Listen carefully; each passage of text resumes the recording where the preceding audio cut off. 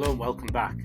I just wanted to do a quick video of the MK5 and MK4 Leupolds that I've been using for a little while now.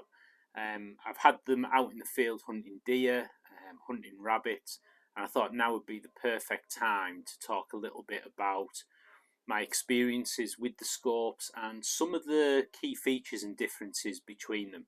First of all, though, just like to give a massive shout out to the Cigar Smoking Hunter who gave me this t-shirt.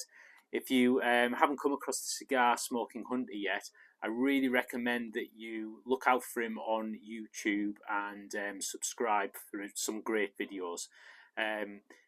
Lots of content getting out, deer stalking here in the UK, and also showing how to prepare venison. So yeah, great channel, great guy, great t-shirts. Check out the Cigar Smoking Hunter. So the scopes that I've got on the bench today, I've got my Leupold MK4. This is the 8-32. I've got my new MK5 5-25, which I haven't yet mounted, and I've got my MK5 7-35, which I've already used out in the field when deer stalking.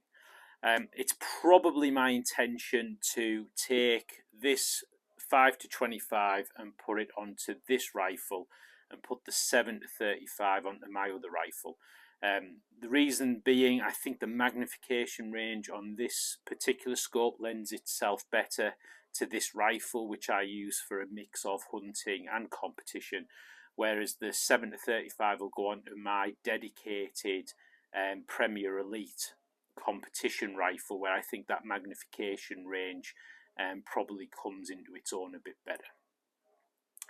So the MK4 and the MK5, there's a difference in price between the MK4 and the MK5. The MK4 being a less expensive scope than the MK5, but quite honestly, there's not a massive difference in feature set across the two ranges. The MK4, as indicated by its name, has a 4x magnification range, whereas the MK5 has a 5x magnification range. What I'm also finding between the MK4 and the MK5 is that the MK4 has a really excellent turret. Very, very tactile, very, very audible, great features in terms of the zero stop, very clearly marked markings showing the gradations on the turrets, very, very easy to use, nice big turrets. You equally get that on the MK5s, but when you do compare the turrets, the MK5 turrets are just that much more audible and that much more tactile when dialing. If you only ever experienced the turret on the MK4, you'd think they were superb, but when you try the turret on the MK5, they're just at another level. So clearly, that's where some of your money's going when you're purchasing the MK5. But again, that said, the MK5 turrets are very, very similar in form factor and in design to the MK4 turrets. I mean, the MK4 turrets have lovely markings, and my eyesight isn't the greatest close up. I usually wear glasses, but when I'm behind the scope, I have no problem seeing the markings, reading the numbers on this turret, and likewise on the MK5. But out of the box, the markings on the MK4 are the numbering is slightly larger than on the MK5. So actually, I think I prefer that on the MK4 over the MK5. Also, the MK5 have a very unusual design where you don't get 10 mils per revolution, you get 10.5. It's a little bit unusual. I'm not sure whether my OCD that doesn't like odd numbers and likes everything to be even, whenever I'm in the car and I'm setting the climate control, I always set it to an even number, never to an odd number. So I don't know whether my OCD is going to get along with that as I use the scopes more often. But what it does mean is that 0.5 offset between each revolution means the markings are offset and therefore just a little bit easier to see on the Mark 5 rather than how the numbering's all stacked up on the Mark 4. But again, the numbering on the Mark 4, especially on the first revolution, which honestly, the first revolution is where I do most of my dialing. It's very rare that I get above 10 mils onto a second revolution. The markings on the Mark 4 are just a little bit better in my opinion than on the Mark 5. So yeah, 10 mils revolution on the Mark 4, 10.5 on both of the Mark 5s here. So that said, I do have on this particular Mark 5 the speed dial, the competition turret, and honestly, if I could have that turret on this scope and on this scope, I would. Now I am going to get one for this scope, but it's only available unfortunately for the Mark 5. You can't get it for the Mark 4. But this competition turret, this speed dial turret, is perfect for competition. The numbers are so bold, the markings are so bold. It only has markings on the first and second revolution, but and does have that 0.5 offset. But quite honestly, doesn't matter. Whenever I'm dialing in a competition with my centrefire, I'm hardly ever getting above one full revolution. It might not happen from one match to the next, and then all of a sudden there's a match where I do need to go above 10.5 mils in this case. But so rare, never would I ever be in a situation where I'm dialing past the second revolution. So quite honestly, that competition turret is brilliant. I love it. And I'm definitely going to put one on here. Just wish you could get it for the Mark 4. Now, some of the other similarities between all of these turrets across the Mark 4 and Mark 5 range is that they all have the 0 stop button. They all go down 0.5 below 0.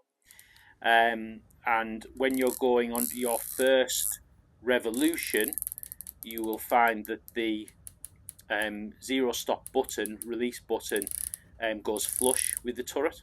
When you come up then to your beyond the second revolution onto the third revolution, that 0 stop button, release button actually recesses. It goes completely inside the turret, so you can actually feel what revolution you're on.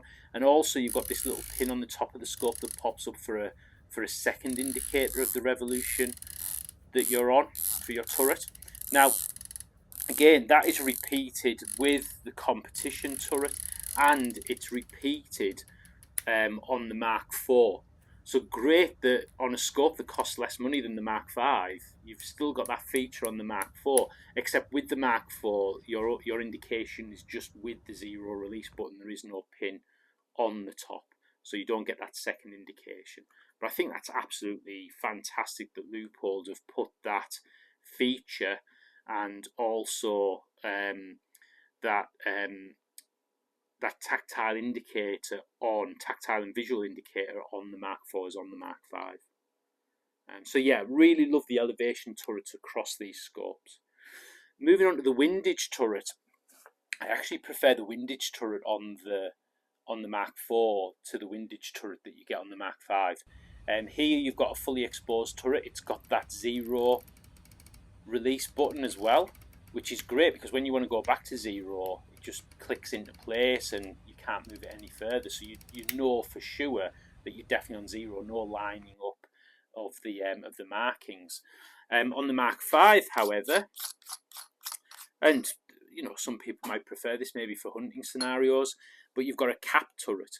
Now, you could say that you've got the best of both worlds here because you could leave it capped for when you're in a hunting situation. You could leave it exposed and use it as an exposed turret when you're in a competition setting or at the range. And what I really like about this turret on the Mark 5 is that the 0 indicator line is actually raised. So when you're behind the scope, it's a lot easier to reference it and line it up. However, to line it up, you do have to make sure that you're in line with the markings on the body of the scope. There is no 0 stop button, and therefore no way of just being able to quickly click it back to 0 and know that you've landed. You've got to visually identify that you've done so. But that said, very, very usable turret for the windage on both Mark 5s. Really like it, and I like the fact that for a hunting scenario you can use a cap. But my personal preference, this might change over time, my personal preference is I prefer the exposed windage turret on the Mark 4, and quite honestly, it's beautiful, really nice tactile clicks, very, very audible. Yeah, absolutely fantastic turrets. The Parallax turret, lovely and smooth, very nice, easy to grip. Lower form factor on the Mark 5, larger on the Mark 4. Again, I prefer larger turrets, so my thoughts are gravitating towards enjoying the Mark 4 more than the Mark 5 right now. But you know, when you've got a rifle on your shoulder on a sling, that scope, it's that turret that's up against your body. And although I haven't really noticed the difference between the two, I think when I'm carrying the rifle on a sling, I think that's probably going to be the Parallax turret that I prefer, just that lower profile over the Mark 4. But for adjusting, for being able to grab a hold of it and make your adjustments, right now I'm preferring the Mark 4 Parallax turret. The Mark 4 also has another advantage over the Mark 5 with its parallax, and this is very important when you're making a decision on what scope to put on a rimfire versus a centrefire. On the Mark 4 you can parallax down to 25 yards, and that's great for small game hunting, for competition shooting with the 2.2 long rifle cartridge. The Mark 5's parallax down to 50 yards, which again lends itself better to centre fire rather than rim fire. So honestly, if you go in rim fire, go with the Mark 4. I don't think you'd be disappointed with the Mark 5, but you might just find that lower parallax gives you more flexibility when you're out in the field or at competition. Well, I just had to pause the video there because we seem to be experiencing some power cuts here. So if things have just, the lighting's changed in the room and a few other things have changed about, it's because I've just had to go away and address that. But I'm back now. So where did I leave off? Well, I think I was talking about the parallax on this particular scope going down to 25 yards, and on the Mark 5s down to 50. So definitely the Mark 4 lends itself better to rimfire shooting, and the Mark 5s to centre fire. One of the other big differences between the Mark 4 and the Mark 5 is that with the Mark 4, you don't get as much elevation adjustment as what you do in the Mark 5s. So this 5 to 25 has a total elevation travel of 35 mils. The 7 to 35 is 29 mils. But when you step over to the Mark 4, this 8 to 32 has 20 mils.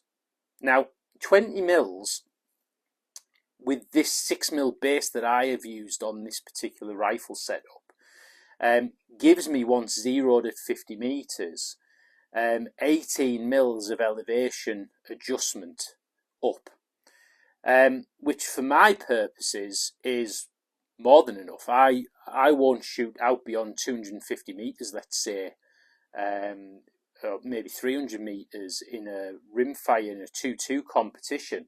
And certainly for hunting, it's more than enough. But it's something to bear in mind. This particular model only gives you that 20 mils of elevation. So you need to think about using a base or a mount that's got some elevation already built into it. 18 mils up means there's only 2 mils down left. So you've got to find that setup that's right for where you've got your rifle zeroed.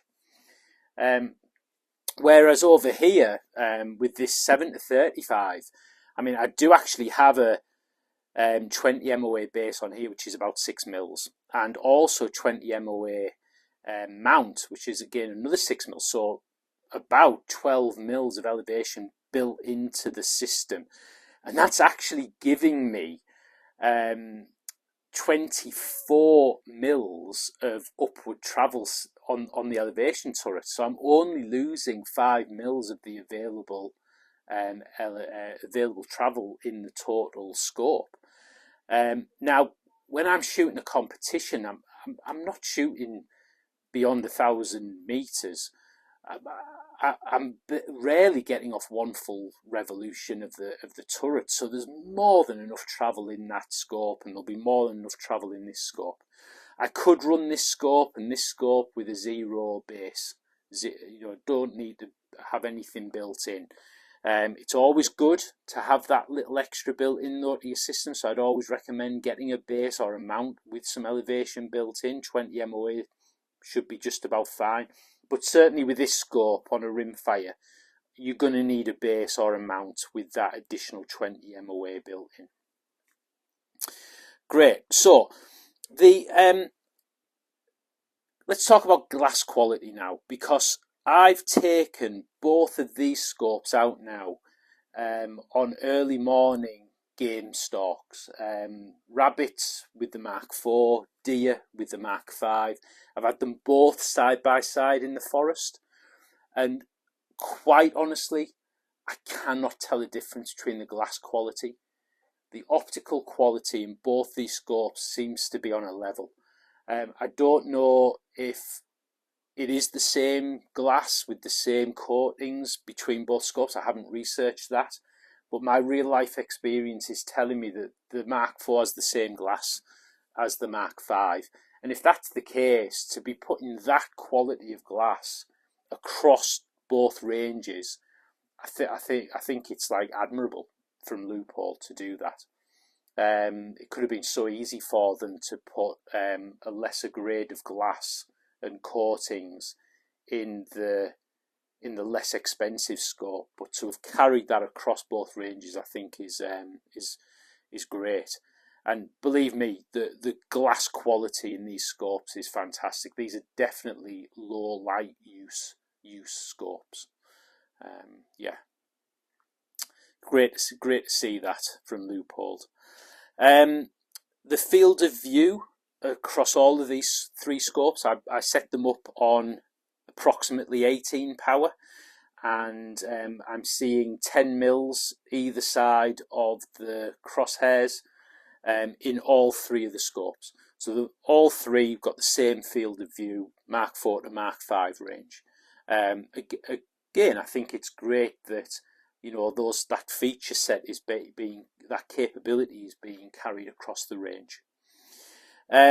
Weight wise, they all weigh about 30 ounces, and for a target scope, for this class of scope, for a target shooting scope, 30 ounces is light compared to other competition target scopes. That is a light scope.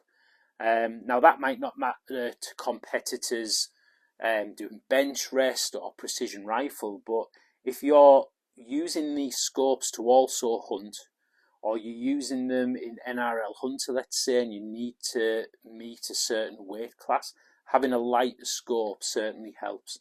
So if you're thinking about a Leupold, I'd certainly factor the weight of these scopes into your purchase consideration.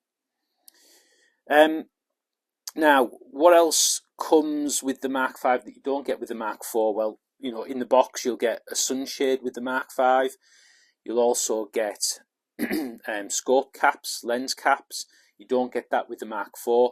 The good news is if you've purchased a Mark5 and you've also got a Mark4, both ranges carry a 56mm objective for these particular models, so this will quite easily fit on the Mark4, which is very, very handy. But some other differences in the dimensions of the scopes. This Mark4 34mm tube, the Mark5's 35mm tube.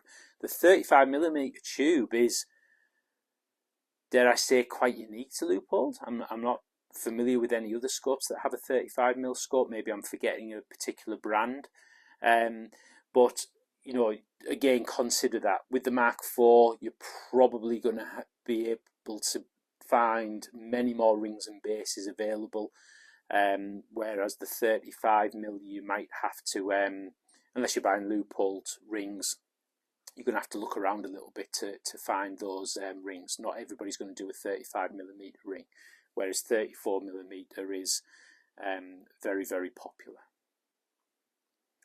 I think I've covered off everything about the scopes now.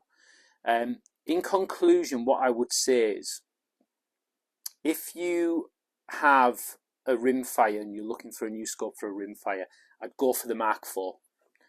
And I'd base that on the fact that you can parallax down to 25 yards. For small game hunting, for competition shooting, you're definitely going to be within 50 yards on occasion. And being able to parallax down to 25 yards is going to be very, very important. For a centrefire, 25-yard parallax, not so important. 50-yard parallax, very acceptable. So for a centrefire, I'd probably go for the Mark V. Even though the Mark V range is a little bit pricier than the Mark IV. Why would I choose the Mark V? I just like the flexibility that the larger magnification range gives you, and also the fact that you can upgrade these turrets. Even though these are excellent turrets out of the box, you can upgrade the turrets to the competition turrets, and for, you know, ease of use, quick dialing, very quick identification of the numbers, where you're at. You know, if you've got bad eyes like me, something like this, absolutely fantastic. But yeah, just to be able to use these turrets is a massive plus on the Mark V. I wish they did the competition turret for the Mark IV. I think that would be a fantastic upgrade. So centrefire Mark V, rimfire Mark IV. Just be mindful with the Mark IV that you're going to potentially need a base or a mount with some extra elevation built in. In all three of these scopes, I've chosen the PR2 mil reticle. Again, I think it's another good touch, nice touch from Leupold that the reticle choices in the Mark V are also available in the Mark IV and vice versa. I'm a big believer in having the same setup across all of your rifles, and that way, doesn't matter which rifle you're behind, you're familiar with it. So being able to use the same reticle, very similar turrets, very similar, you know, dimensions, controls, form factor across all of these three scopes is very important to me. Yeah, it just brings that familiarity. So yeah, very, very happy with the Leupolds so far. Looking forward to getting this one mounted. And I'm also considering a second focal plane. These are all first focal plane, by the way. But I'm also considering a second focal plane for my dedicated deer stalking rifle. Just haven't decided which Leupold hunting scope to go with for that. But yeah, I hope you found this video helpful. No problems recommending Leupold.